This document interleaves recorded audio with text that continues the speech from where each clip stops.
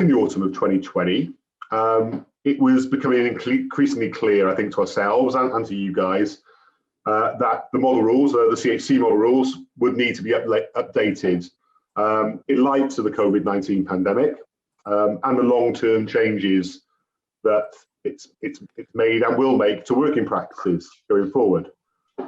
We took the opportunity by the temporary provisions of the Corporate Insolvency and Governance Act to begin a process of updating those rules. And we commissioned Devonshire's, and we're joined by Jonathan today from Devonshire's to talk some more, to review the rules. And we also at that point sought member input via a survey. We established a critical readers group, and we went through a thorough engagement process at a variety of strategic delivery groups and board events and cafes. We had a very simple brief, I guess, for the update process, namely to make changes that reflect the current legislative and operating context. Secondly, to provide flexibilities in light of the impact of COVID-19 on long-term working practice, and in particular with that point with regard to virtual and hybrid general meetings. To update any outdated language that is featuring in the current version of the model rules, but also to address any lack of clarity that we've become aware of, I guess, over the last couple of years within the current rules. Now, during the process we've been through, I think some changes were made that we felt would not be common to housing associations across the sector, and we'd require further conversation to clarify. We haven't made, and we did not make any blanket amendments in those cases where points have been raised, but they've been very much noted as points for discussion. Now, over the last fortnight, we've shared the updated model rules with the sector. We've heard a great deal of positive feedback and have heard that in general the changes feel sensible. And absolutely, of course, we've also received questions and notes on some areas where there are queries. So the purpose of this session today is for Jonathan from Devonshire's to talk through the changes that have been made, their legal basis, and the steps that organisations will need to take if you choose to adopt them. There's also an opportunity in this session, as I said, for questions to be asked of Jonathan, and you can make some comments as well.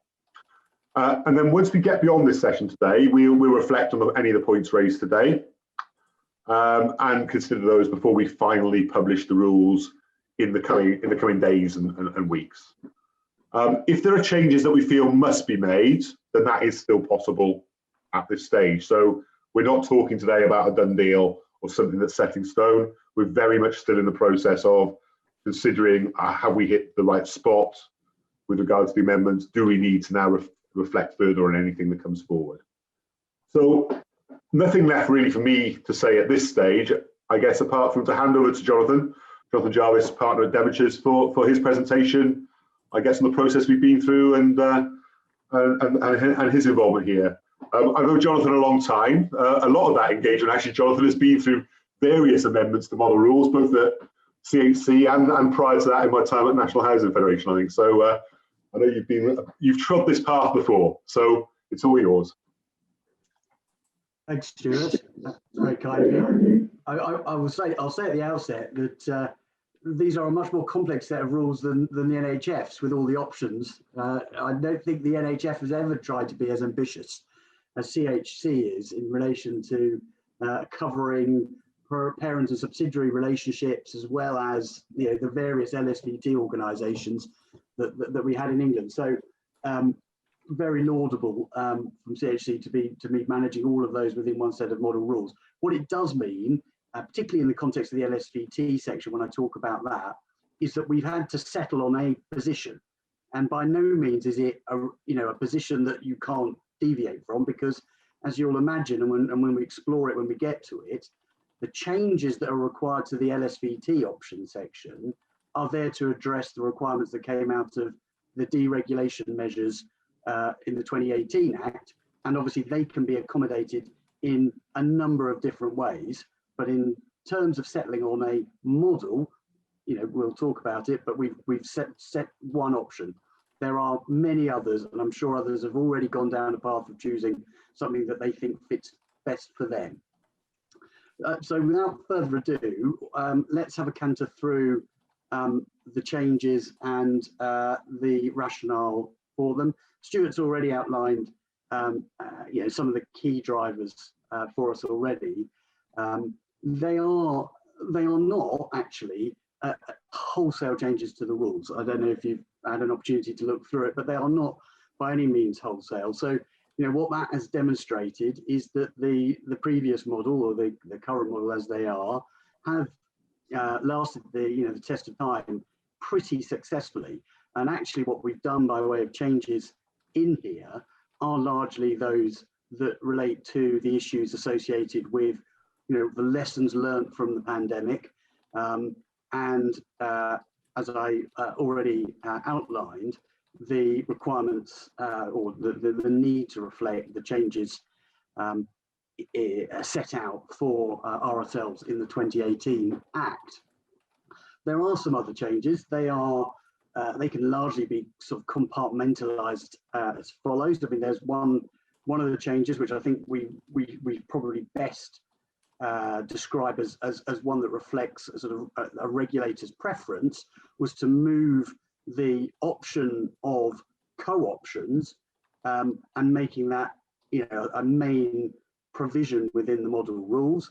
I can see the logic for that. That's obviously something that, from the regulator's perspective, in terms of its ability to deal with issues that may manifest themselves within organisations, if there are mechanisms for co-option in those rules, that's a much easier mechanism than having to use their statutory powers if there's an opportunity to, in effect, support the skills on the board through the co-option mechanism. So that's one of the things that we'll touch on in a bit more detail as we go along.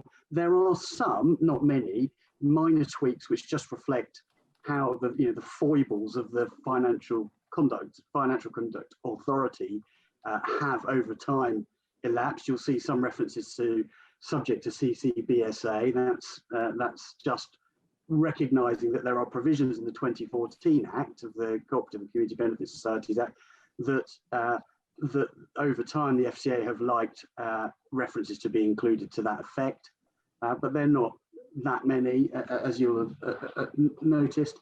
And finally, I suppose, there were a couple of changes to the section on the option dealing with parental powers, just to make it a bit clearer, as in terms of, from my perspective, the types of things that I'd expect to see that weren't necessarily in that parent subsidiary relationship option previously.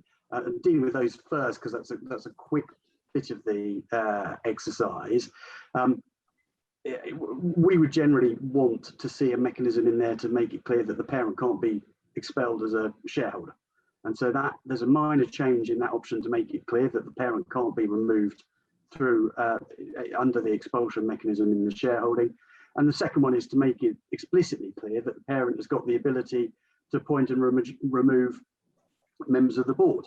Now that could be expressed as being a majority of the board. I think we've expressed it as an ability to appoint and remove all board members, which generally, from a governance perspective, is where I would say the market generally is these days. But if it were only to be a majority, that would be sufficient for the purposes of making it clear that you've created the necessary parent-subsidiary relationship.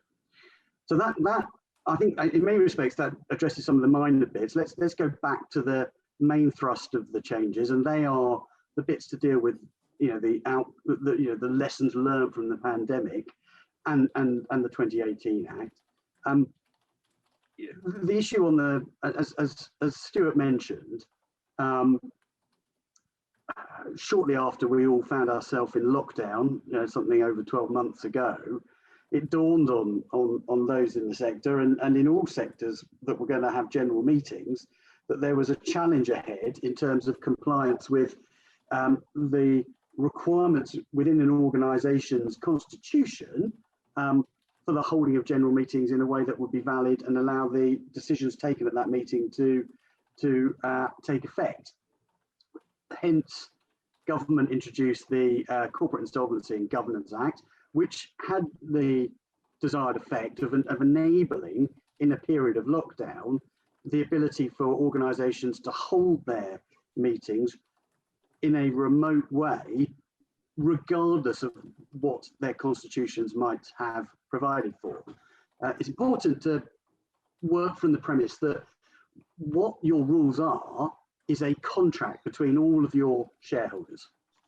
So it is the basis for which all the shareholders understand how that organisation is able to make decisions and obviously to take the organisation forward.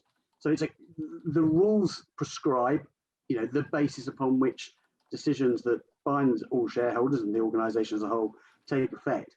And so the changes that we've now introduced into the model rules, which are pretty much confined to rule C20 to C23, is to make it absolutely crystal clear that the board is able to define the means by which a general meeting can be held in a way that facilitates as many people to participate in that meeting as possible. So in theory, even without the Corporate Insolvency and Governance Act, an organisation that had the support of all of its shareholders to hold a meeting remotely, regardless of what its constitution said, would have been entirely valid and legal. But the risk would have been that some shareholders who felt that they wanted to be able to attend the meeting in person in the absence of the CIGA would have said that there may have been some failure to comply with the contract that the shareholders had entered into under the terms of their rules. So C20 to C23 makes it absolutely crystal clear that if the board wants to facilitate remote access for people so that they can attend a general meeting, using electronic media, as well as or in place of physical attendance at a particular location, that can be done that way. So that they are the changes, and in a sense, I think they're the only changes that have been required as a consequence of the lessons learned from the pandemic.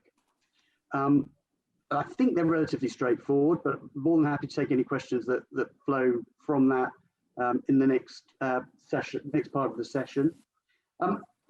Moves us on though to, I think, the real crux of the model rules, and that is the provisions to deal with LSVT organisations, because these are where the changes are most substantial, and they flow from the, as I said earlier on, the 2018 Act, which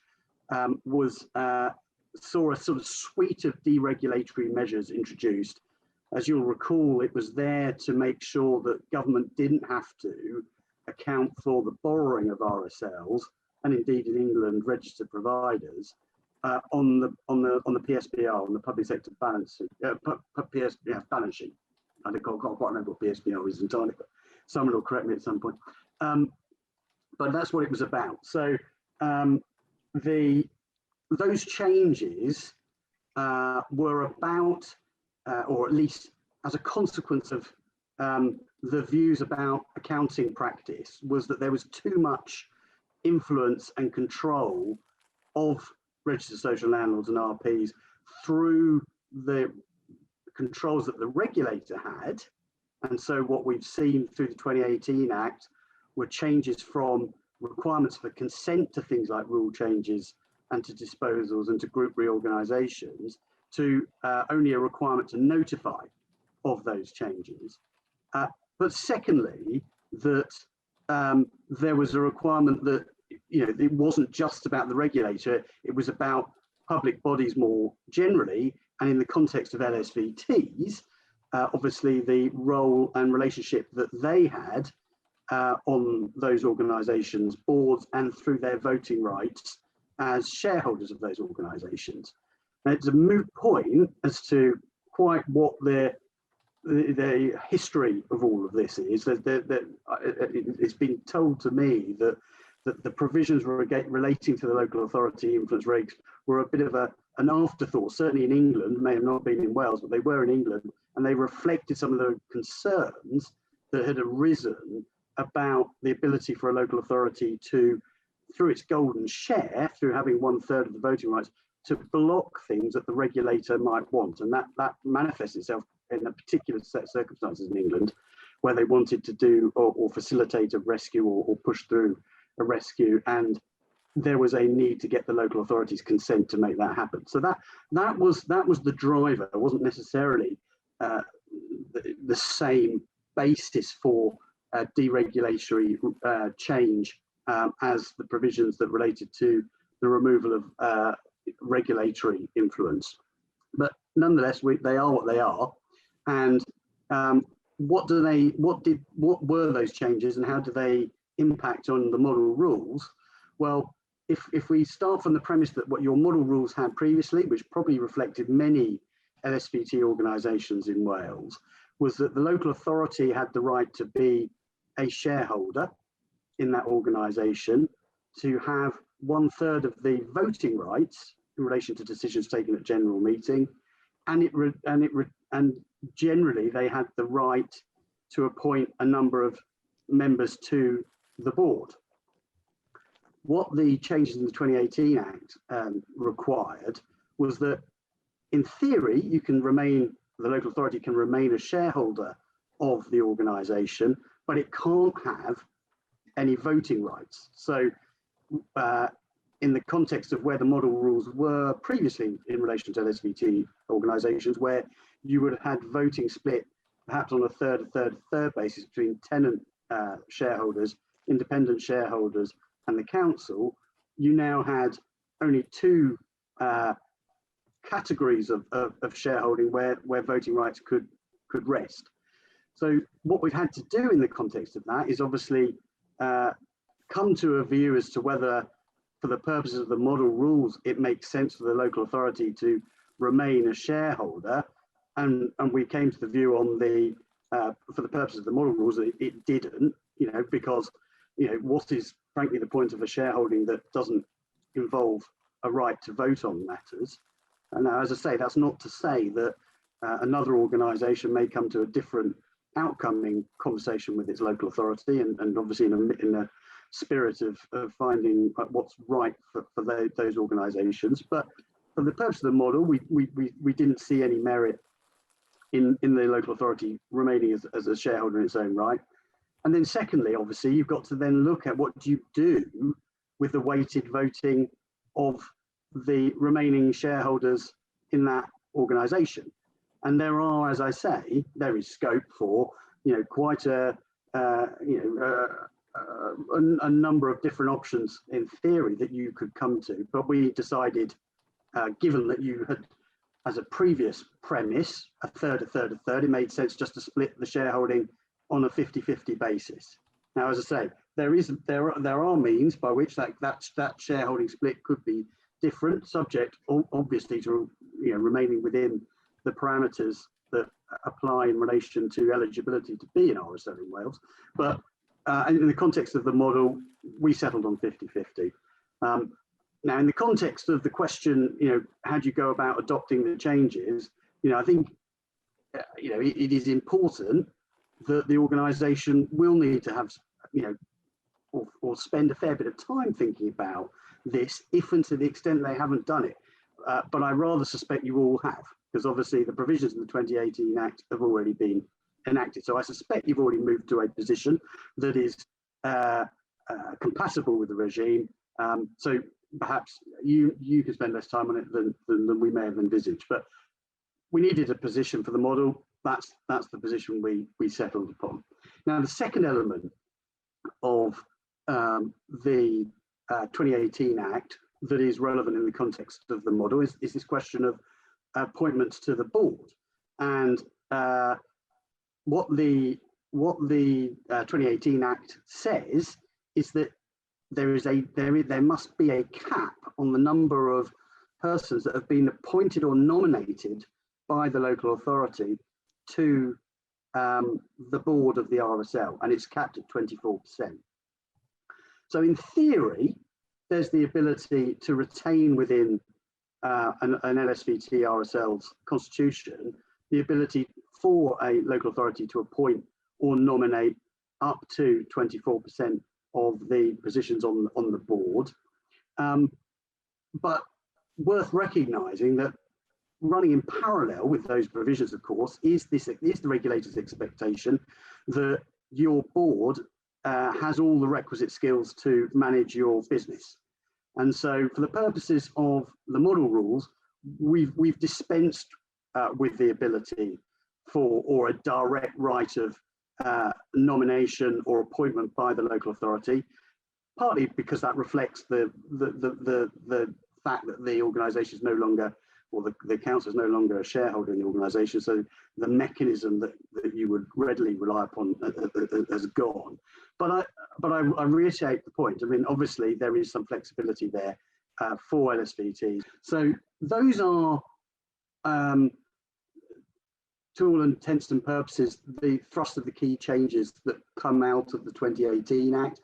I mean, there are some consequential revisions dealing with, obviously, the question of board membership and who appoints whom, but the principles have remained the same, so that they're within those model rules. We've provided for a right for the shareholders to appoint the independents on the board, and the tenants continue to get the right to elect the tenant representatives on the board. So none of those concepts have been changed as a consequence of the model rules. I'm sure we'll have some questions on that. I'm happy to address them in the next session or part of the session. I mean, just to then close down on those other points, and one of those obviously is moving the ability to co-opt persons as an option and putting it in the main body of the model rules. As I said earlier on, I can see the logic of it. I think it's a helpful provision. What it does beg the question about, from my perspective, and one we might benefit from a chat about if there's any appetite for it, is this question of how many board members and co-optees you might have. So we have retained, I think in part, as a consequence of the previous model, and no doubt the board sizes that you've got amongst your membership at present, and albeit in square brackets, up to 15 board members. Now, question: if you're going to have 15 board members, if you're going to have co-optees on top, I mean, we've put in brackets 5. Obviously, you don't need to choose any of those numbers, but in theory, if the 15 and the 5 were capable of being aggregated, that is a lot of people around the board. So I think there is something to be, we've suggested, as a means of making, the size of the decision-making body within the organisation, whether that's comprising of board members and co-optees or just board members, that actually the cap should be 15, because that seems to me to be probably the sort of top end of where you'd expect people to be sitting making decisions relating to the organisation.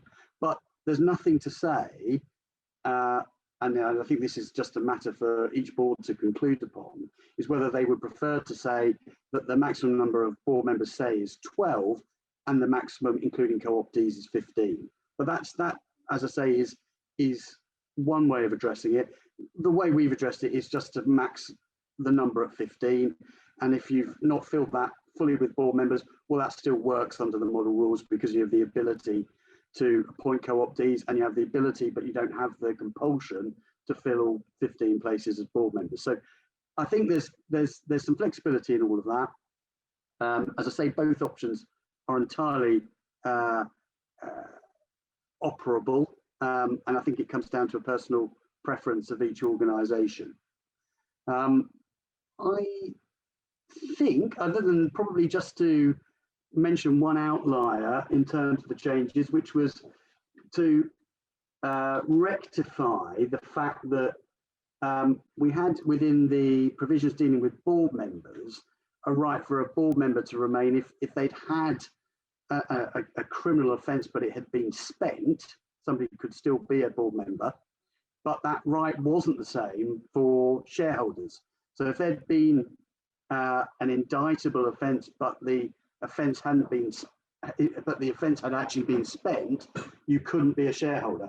We did have situation with an organisation in England where they had converted from a company to a CBS, and they had the unfortunate circumstance that somebody who'd been a long-standing shareholder couldn't be a shareholder after the conversion, which was rather unfortunate, and the rules were changed after conversion occurred to allow that person to come back onto the board. So that is one minor change. As I say, all it does is mirror the provisions that you've got at board membership level, and I recommend the change. Beyond that, Laura, I think that probably, hopefully, adequately summarises the changes we've made, and I'd be more than happy to take questions at a suitable time. As you'll be familiar, the process that you'll need to go through to effect those changes is you'll have to bring to the board's attention the changes that are being proposed, because the board will have to recommend those changes to its shareholders, and then the shareholders will need to, a general meeting will need to be held in order for those changes to be considered, and if those changes are approved, generally it will be by a 2/3 majority if we're not changing any of the fundamental rule changes, which I don't think we are, but if we are, that may necessitate a 3/4 majority. And then those changes then have to be rectified, have to be sent to the FCA, and they take effect once the FCA has approved the changes. Now, there are two means by which you can identify and approve changes to your rules. One is by adopting a resolution to change the rules in their entirety, and the other is to do it by a partial rule change. Both are entirely valid, but if you're going to do it via a partial rule change, you do have to go through the rather mundane and potentially treacherous process of identifying every single change that is being proposed. So I think our advice would be that the more appropriate route, albeit by making sure that you've made it clear through track changes for your board members and for your shareholders what changes you're proposing to make, the better route through is to do it as a wholesale change of the rules, to move you from the 2017 model, as has been amended over time, with the legal advice or otherwise that you've taken, but moving to the 2020 or 2021 model that we're proposing now. Just one more point on that, and apologies, this may be clear to everyone, but if therefore you're making the wholesale change to the rules, but since the original rules were published, you have, as you said, many people will have sought legal advice and made changes to their rules. What's the process that you would recommend in terms of that? Is it adopt this rules and then make changes again, or how would you recommend that process was handled? No, I would take the model rules and I would adapt them to retain the provisions that you wanted or decided to implement from the previous model, to the extent that those changes are still suitable to the organisation. So I'd amend up the model and take it to your board with the incorporated changes for approval by the board, and obviously then recommendation to the shareholders.